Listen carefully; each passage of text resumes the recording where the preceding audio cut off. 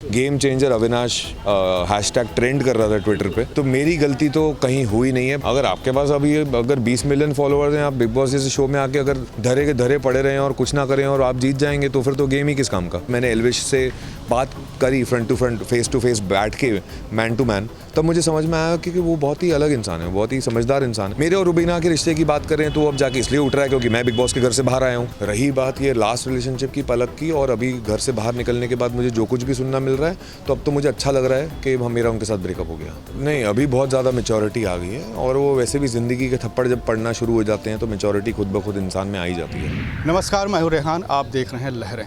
Big boss OTT अपने अंतिम चरण पर पहुंच चुका है और जल्द ही फिनाले होने वाला है, लेकिन इस बीच जो है प्रतियोगियों का जो एविक्शन है वो भी चल रहा है। हाल ही में शो से एविक्ट हुए हैं अभिनेता अविनाश सचदेव जी हमारे साथ इस वक्त हैं। जानेंगे हम कि उनका सफ़र कैसा रहा है और आखिर क्वार्टर फाइनल तक पहुँचने के बाद उनसे मिस्टेक कहाँ हो गई कि वो एविक्ट हो गए। सर, स्वागत है सबसे पहले आपका। Thank you so much.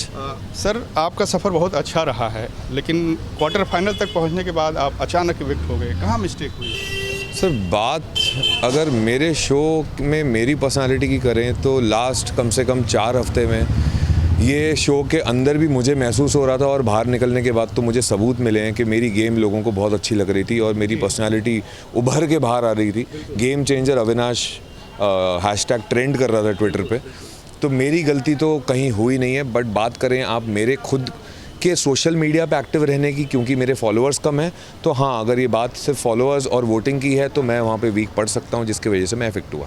तो क्या आप ऐसा मानते हैं कि इस बार जो OTT है वो टीवी एक्टर्स या फिर सोशल मीडिया जो इन्फ्लुएंसर है, यूट्यूबर हैं, उनके बीच की ये लड़ाई है, और कहीं ना कहीं उनके जो फॉलोअर्स हैं या सोशल मीडिया पे वो ज़्यादा एक्टिव रहते हैं, आप लोग अपने काम में ज़्यादा बिजी रहते हैं, तो कहीं ना कहीं ये जो गैप है वो आपको जो है इस शो से नहीं, सिर्फ उसकी लड़ाई तो नहीं है, कहीं ना कहीं आपकी गेम तो अपनी खुद की पर्सनालिटी पे ही है। अगर आपके पास अभी अगर 20 मिलियन फॉलोअर्स हैं, आप बिग बॉस जैसे शो में आके अगर धरे के धरे पड़े रहें और कुछ ना करें और आप जीत जाएंगे, तो फिर तो गेम ही किस काम का। तो ऐसा नहीं है कि वो सिर्फ एक ही चीज़ का गेम है और जिसका नाम है फॉलोअर्स ना, वैसा मैं नहीं सोचना चाहूँगा, और ऐसा है भी नहीं, क्योंकि मैं काफ़ी लोगों के बाद एविक्ट हुआ हूँ और मुझसे पहले काफ़ी सारे लोग एविक्ट हो चुके हैं जिनके फॉलोअर्स मुझसे 10 गुना ज़्यादा हैं, तो वो तो मैं पॉइंट से अग्री नहीं करता। अच्छा सर, जिस तरीके से एल्विश या फिर अभिषेक या फिर पूजा जी फाइनलिस्ट हो चुके हैं ये तीनों, और बाकी 2 और जाएंगे जो 14 अगस्त को फाइनल होने वाला है उसके लिए, तो इन तीनों में से आप किसे अज्यूम करते हैं कि विनर के रूप में सामने आए? मैं विनर के रूप में 2 लोगों को देखना चाहूँगा। एक पूजा भट्ट, क्योंकि वो बहुत ही खुल के बाहर आई हैं और उनका जो रुतबा दिखा है वो बहुत ही खुल के दिखाया, और उनमें अगर थोड़ा भी एरोगेंस और ईगो दिखा है तो वो होना भी चाहिए, क्योंकि वो पूजा भट्ट हैं। और दूसरा, मुझे जिसका पर्सनल गेम पसंद आ रहा है वो है एल्विश, क्योंकि एल्विश पहले वो हमें लड़ ली है तो मुझे उसकी पर्सनल साइड देखने को नहीं मिली, लेकिन जाने से कुछ दिनों तक की अगर बात करूँ, तो जब मैंने एल्विश से बात करी फ्रंट टू फेस बैठ के, मैन टू मैन, तब मुझे समझ में आया कि वो बहुत ही अलग इंसान है, बहुत ही समझदार इंसान है, और उसने मेरे सामने माना कि उसमें एंगर इश्यूज़ हैं और 2 सेकंड में उसे गुस्सा आ जाता है और ठंडा भी हो जाता है। तो वो बहुत ही अलग इंसान है जो खुद ही माफ़ी मांग लेता है। ईगो उसमें नाम की चीज़ है नहीं, घमंड नाम की चीज़ नहीं है, एरोगेंस नाम की चीज़ नहीं है, उस गुरूर में नहीं जीता हो कि मेरे इतने फॉलोअर्स हैं, जबकि हैं। तो मुझे पहले नहीं पता था ये, तो जब बाहर निकलने के बाद देख रहा हूँ कि उसके पास इतने फॉलोअर्स हैं, और अंदर जो उस एल्विश को देखा मैंने जिसमें बिल्कुल भी घमंड नहीं है, तो मुझे अच्छा फील होता है। तो वो अच्छा इंसान है। सर, आपकी पर्सनल लाइफ को लेकर जो भी कंट्रोवर्सी सामने आ रही है, अभी आपकी एक्स गर्लफ्रेंड पलक पुरसवानी बाहर आके आप पर दुनिया भर आरोप लगाई कि जो है हमने उनको एक मौका और दिया था, लेकिन उन्होंने हमारे साथ धोखा किया और रिश्ते को निभाया नहीं, और उसी वजह से उनके पिता को हार्ट अटैक आया। तो आप जो ये सवाल पूछ रहे हो, तो मैं आपको सबसे पहले ये बताना चाहता हूँ कि ये चीज़ अब बाहर आ रही है 21 महीने बाद, जबकि मेरे पिताजी और उनके भाई 1 साल से भी ज़्यादा टच में रहे, क्योंकि हमारे कुछ अकाउंट्स सेटल होने बाकी थे। सेकंड, उनके और मेरे काफ़ी सारे म्यूचुअल फ्रेंड्स हैं। थर्ड, हम दोनों खुद काफ़ी सारी म्यूचुअल पार्टीज़ में मिल चुके हैं और बहुत ही इज्जत से पेश आए हैं और बहुत ही अच्छे टाइम स्पेंड किए हैं। ये चीज़ कभी नहीं आई, क्योंकि उसमें कुछ सच्चाई है ही नहीं।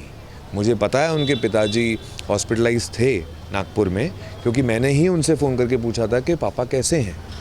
बट ये हार्ट अटैक शब्द कहाँ से आ रहा है और क्यों आ रहा है, उससे मुझे कोई फ़र्क नहीं पड़ता। बिग बॉस के घर में भी आप लोग अच्छे से ही रहे थे। तो मुझे तो ये भी सुनने को आया कि जब वो बाहर इवेक्ट हो गई और उन्होंने जाके इंटरव्यूज़ दिए, तो पहले वाले इंटरव्यूज़ में उन्होंने मेरे खिलाफ़ कुछ बोला भी नहीं था। उनके जो पर्सनल इंटरव्यूज़ 3 दिन के बाद हुए हैं, उसमें उन्होंने बोलना शुरू किया। तो उनके दिमाग में क्या बिग बॉस चल रहा था और वो क्यों ऐसा कर रही थी, और वो एक्चुअली सही बताऊँ तो सर अब मुझे कोई फ़र्क नहीं पड़ता, क्योंकि वो मेरे लिए ना वो रिश्ता इम्पॉर्टेंट है और ना ही वो इंसान अब इतना इम्पोर्टेंट रहा, क्योंकि उन्होंने धज्जियाँ उड़ा दी है। तो जब धज्जियाँ उड़ाई दी हैं तो बचा ही क्या। सर फलकनाज और आपके बीच दोस्ती काफ़ी देखी गई घर में। जब वो बाहर आई तो उन्होंने कहा भी कि वो आपका इंतज़ार करेंगी, आपकी तरफ से क्या रिएक्शन? बिल्कुल, मैंने उससे कहा था, तो मैं ये एक्सपेक्ट कर भी रहा था कि वो मेरा इंतज़ार करे, और उसने मुझे बोला कि मैं तुम्हारा इंतज़ार कर रही थी, क्योंकि बहुत सारी बातें थी हमारे बीच में बातें करने के लिए। तो कहीं ना कहीं मुझे ये समझ में आ गया कि हम दोनों सेम पेज पे हैं।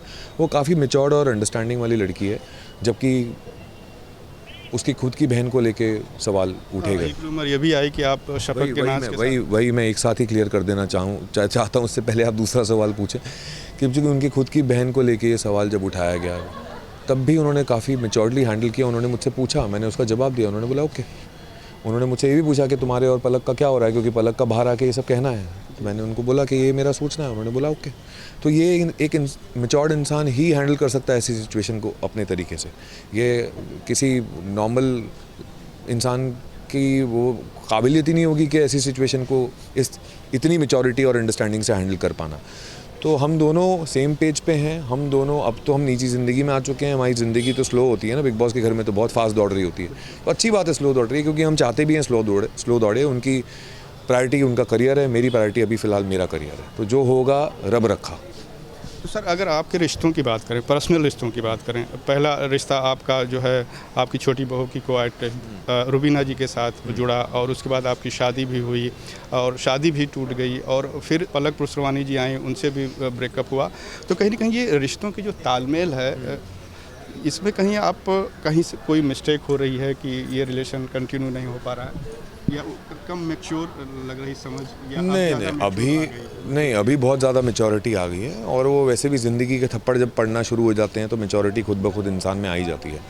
रही बात ये लास्ट रिलेशनशिप की पलक की, और अभी घर से बाहर निकलने के बाद मुझे जो कुछ भी सुनना मिल रहा है, तो अब तो मुझे अच्छा लग रहा है कि मेरा उनके साथ ब्रेकअप हो गया। क्योंकि अगर यही उनका असली चेहरा है तो भाई भगवान भलाई करता है हमेशा। मैं उस चीज़ में बहुत मानता हूँ। तो मैंने भी पिछले जन्म में कुछ अच्छे कर्म किए होंगे जो मैं इस रिश्ते से बाहर निकल आया। दूसरा, मेरा जो शादीशुदा ज़िंदगी का डिवोर्स है, वो रीज़न किसी को पता नहीं है, क्योंकि हम दोनों फैमिली के अंदर ये तय हुआ था कि हम रीज़न किसी को नहीं बताएंगे। और उनकी अब जाके अप्रैल में शादी भी हुई है, and I feel nice about it. So उसमें एक अलग रेस्पेक्ट है जो अभी तक मेंटेन हुआ और ज़िंदगी भर रहेगा। मेरे और रुबीना के रिश्ते की बात करें तो अब जाके इसलिए उठ रहा है क्योंकि मैं बिग बॉस के घर से बाहर आया हूँ, वरना तो उसमें कोई सवाल पूछता नहीं। अगेन, मेरे और रुबीना के बीच में हमेशा रिस्पेक्ट हमने मेंटेन किया ही है। मैं एक प्रोफेशनल इंसान हूँ, वो एक प्रोफेशनल इंसान है।